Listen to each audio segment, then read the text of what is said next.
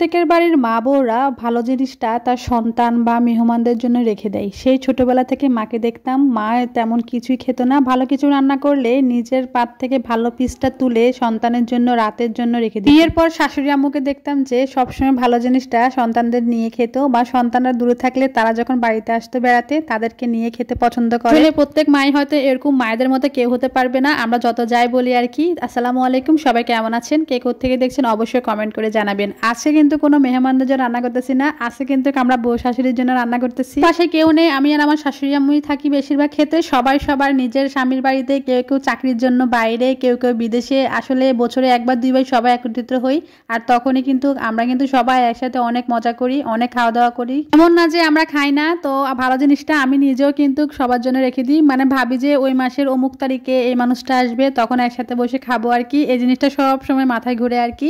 যাই হোক, আলহামদুলিল্লাহ তাও অনেক বেশি ভালো আছে। শাশুড়ি আম্মু বলতেছিল যে হাঁসের মাংস খাবে, তো আজকে রান্না করতেছি হাঁসের মাংস, সাথে একটু পোলাও রান্না করতেছি। কারণ হচ্ছে যে আমরা অল্প অল্প রান্না করতেছি, কারণ ঘরের ভিতরে কেউ নেই, আর একবেলার জন্য রান্না করতেছি। রাতের বেলা আমরা কেউ থাকবো না, দুপুরের জন্য একদম দুপুরের পরিমাণে অল্প একটু রান্না করতেছি। তাও কিন্তু আমাদের দুজনের জন্য এটা কিন্তু অনেক বেশি, আমরা যতটুকু মনে করি আর কি।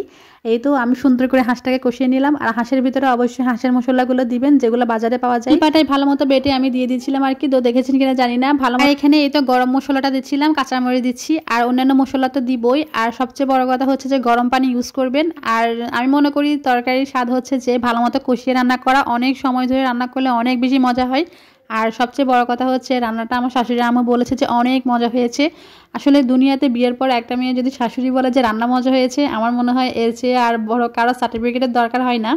এটা অনেক আপুরা হয়তো বা বুঝবেন আর কি। এখন আমি সুন্দর করে পোলাও করে নিতেছিলাম, দেখেন কত অল্প পোলাও, বাট আমাদের দুজনের জন্য এটা অনেক বেশি হয়ে যাচ্ছিল। আর আমি পোলাও অত বেশি পছন্দ করি না, ভাতও রান্না করেছি, বাট ভাতগুলো একদম সবগুলো রয়ে যাবে, মানে রয়ে গেছে অলরেডি। আমি তো বয়স দিচ্ছি অনেক পরে আর কি। এই তো এখন আমি এখানে সুন্দর করে ঘি দিয়ে প্রথমে পোলাওটাকে ভাজা ভাজা করলাম। সরষের তেলও দিয়েছি, যেহেতু আমরা সরষের তেলটাই বেশি খাই আর কি। আর এখানে এই যে পরিমাণ মতো পানি দিলাম, একটু আদা রসুন দিয়ে ভালো মতো ভাজা ভাজা করেছিলাম। আসলে অনেক ভাজা ভাজা করার কারণে পোলাওগুলো একদম ঝুরঝুরে হয়েছে আর কি, একটার সাথে একটা একদম লাগেনি। আর একদম পানির মাপটা একদম পারফেক্ট হয়েছে। এদিকে আমি হাঁসের মাংসটা নামিয়ে নিলাম, আপনারা দেখতে পাচ্ছেন কত সুন্দর কালার আসছে। আর এটা এত বেশি মজা হয়েছে কি বলবো, আমার দেখে এখন আবার খাইতে ইচ্ছা করতেছে। একজনের রান্না এক এক রকম, আর আমি গ্রামে অঞ্চলে থাকি যেহেতু, আমার হাঁড়ি পাতিল বা রান্না বান্না তো ধরনটা এমনই হওয়া উচিত আর কি, যতটুকু আমি মনে করি আর কি। আর আজকে পাতা দিয়ে রান্না করতেছিলাম, তো পাতা দিয়ে অনেকে রান্না করতে পারে না, বাট আলহামদুলিল্লাহ গ্রামের বউ মেয়েরা কিন্তু পাতা দিয়ে রান্না করতে পারে। তো আমি একটু দুধের গুঁড়িয়ে দিয়েছিলাম। আর এখানে কিন্তু আমি গাজরের কথা মনে ছিল না, মানে গাজর দিব, গাজর দিলে ভালো লাগে।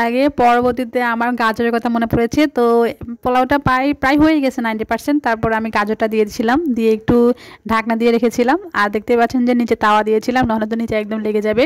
আর পোলাওগুলো কিন্তু একদম পারফেক্ট হয়েছে, তো আমরা কিন্তু অনেক বেশি তৃপ্তি করে খেয়েছি, অনেক বেশি মজা লেগেছে। তো যাই হোক, সবাইকে অনেক বেশি মিস করেছি যারা হচ্ছে আমাদের আপনজন। আসলে মেয়েরা হচ্ছে মায়াবতী, সবার জন্য অনেক মায়া থাকে, মা বলেন, বোন বলেন, আর বউ বলেন আর কি। এটাই ছিল আজকে রান্না বান্না। কেমন লাগলো জানাবেন। আল্লাহ হাফেজ।